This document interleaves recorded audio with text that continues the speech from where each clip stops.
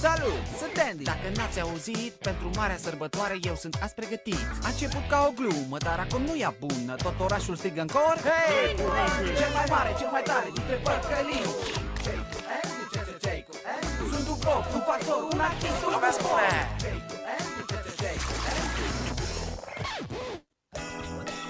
Haos fericit.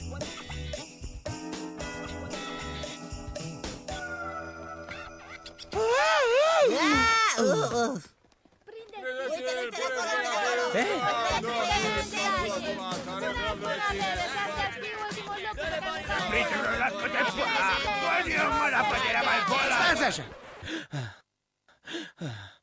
Pariez că vă întrebați de ce mulțimea aceasta încearcă să mă prindă când ei ar trebui să-și împodobească casele, nu-i așa? E o poveste mai nebună.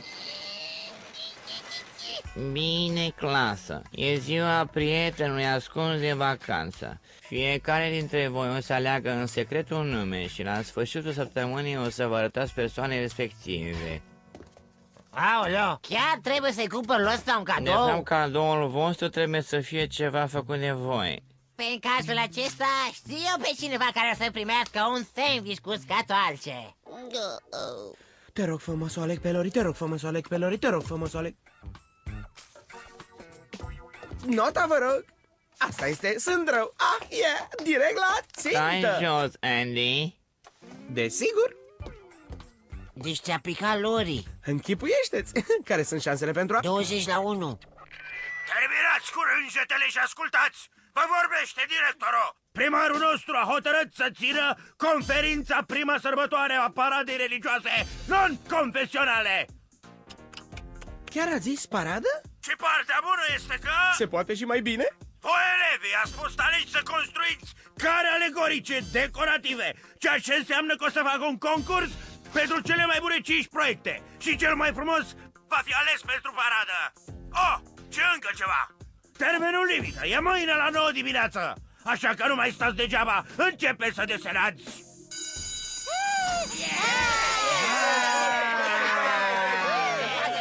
Dacă o să câștigăm concursul, Lori cu siguranță o să te placă. Știu, trebuie să aleg. Ori farsa la paradă, ori mă duc după fată. Oricât mi-ar plăcea de turnările, trebuie să fiu cinstit. Dacă o să câștige carul tău, Lori o să fie atât de impresionată încât o să sară în brațe. Andy, stai că vin! Ai dreptate, Danny. Avem nevoie de un car alegoric nemaipomenit și, din fericire, am o idee minunată. Asta e ideea ta minunată?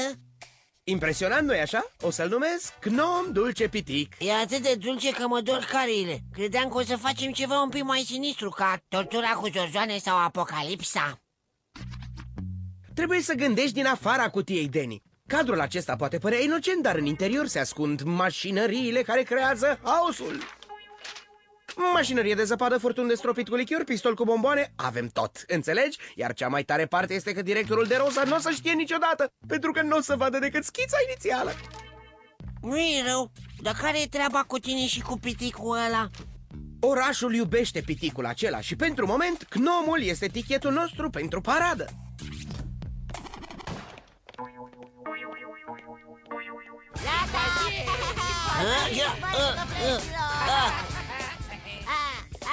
Da, lovitură directe. Da, mă rog, bine țintit. Oricum, ne mai vedem. Hei, nu poți să pleci așa pur și simplu, ia stai. Ce-i asta? Ce anume? Vrei să mă păcălești? Dar ce credeți voi? Că noi suntem așa niște tipi pe care nu-i duce capul? Da. Vă rog mult, dați-mi, vă rog, plicul înapoi. Nu avem decât respect pentru voi doi. Asta arată tare important. E desenul carului nostru, vă rog, nu-l distrugeți. Hei, asta o să ne folosească, mersi. Dar e al nostru. Acum mai este, doamnelor. Haide, vă rog, sunt ale noastre, nu puteți face asta. Vacanță fericită, Andy. Iar cele 5 care alegorice alese pentru parada non-convențională a vacanței de Crăciun sunt Spiritul Sărbătorilor, al animatoarelor și echipei de fotbal. vâsc marțian al clubului Science Fiction. Cranii superioare unite. Clasa Osanie, al departamentului facultății. Așa. François Înghețat, al clubului de franceză. Bun, a noastră va fi victoria. Și în final, dar nu pe ultimul loc, Gnome Dulce Pitic, de Lic și Lici. Da, la țintă! E scandalos. O maimuțăreală de justiție. O ție la drumul mare. Domnule... Nu se poate, domnule Hancis, trebuie să faceți ceva. Eu o să încep să-mi construiesc carul. Asta o să fac.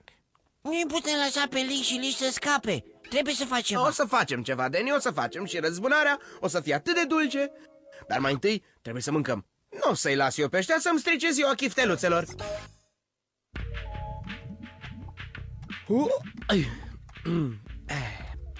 Prânzul e și mai gustos când o ia în jos. Ce o să-i spui directorului? O să-i spun adevărul. Ce? Te simți bine? Știu că nu e stilul meu obișnuit, dar adevărul e de partea noastră. Intru. Domnule director de Rosa, avem o problemă. Sigur că avem, Andy. Tocmai am auzit ce s-a întâmplat. Bun, deci îmi pot lua carul înapoi. Nu! Pot să iei o pedeapsă. Lic și Lici tocmai mi-au povestit ce le-ai făcut și cum ai încercat să le furi ideea. Cum?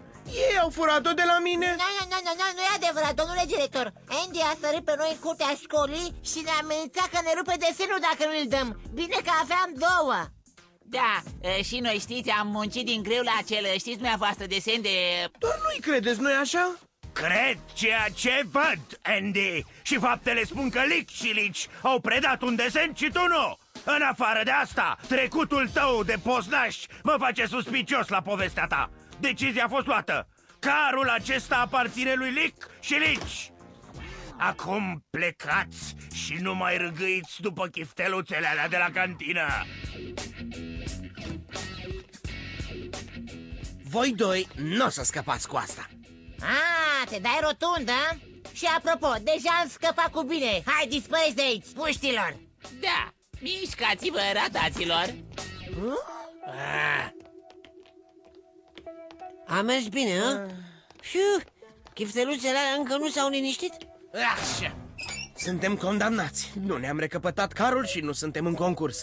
Cum a putut de Rosa să creadă povestea lor și nu pe a... Mare păcat că nu o să fii în paradă, Andy. Dar nu te îngrijora. O să am grijă să iau pe Lori în carul meu. Asta-i viața.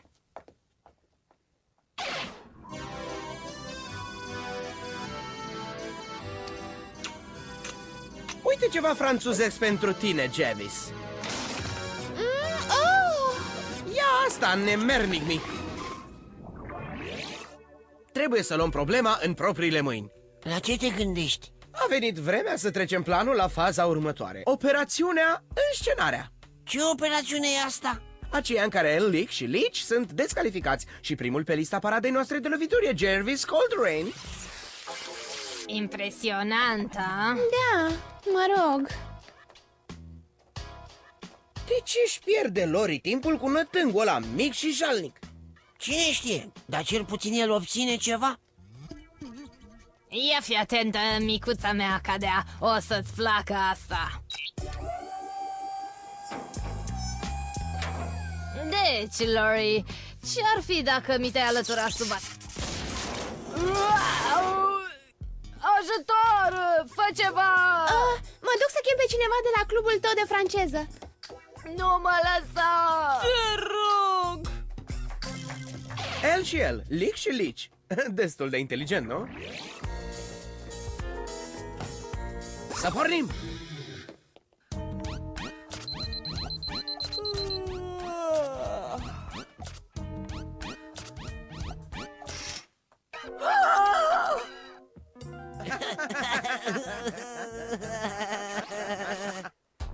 Haideți cu toții! Mâinile sus! Mai cu viață! Care-i cea mai tare echipă?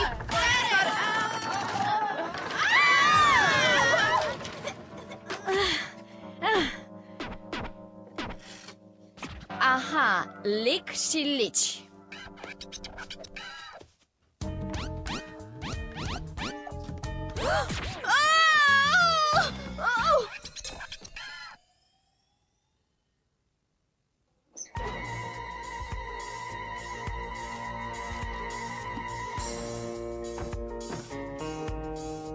Sper că le place lichiorul de ouă. Parcă s-a auzit un zgomot. Trage-mă! Ah! Ah!